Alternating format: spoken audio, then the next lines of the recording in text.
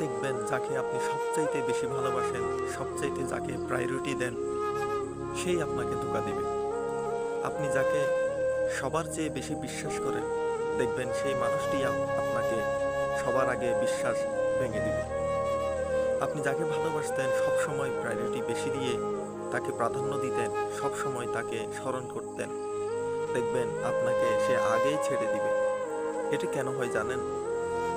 রব বলে, হে বান্দা, তুই আমার বান্দা হিসেবে, আমি তোর কাছে, তোর মনটা আমার, তোর সকল কিছু থাকবে আমার কাছে। এখন আমরা কোনো মানুষকে যখন ভালোবাসি বা কাউকে আমরা পছন্দ করি বা কাউকে বিশ্বাস করে ফেলি, এমনভাবে বিশ্বাস করি যাতে তার খুশির জন্য সব কিছু করি, কিন্তু আল্লাহকে পর্যন্ত ভুলে যাই, নামাজ ঠিকভাবে আদায় করি না, ঠিক রকম আল্লাহ যেভাবে পরিচালনা করতে বলেছেন নিজের জীবনকে করি না, অবহেলায় দিন কাটিয়ে দিই, অবহেলায় ইসলামকে অবমাননা করি, তখনই আল্লাহ ওই মানুষটিকে আপনার কাছ থেকে নিয়ে যায়।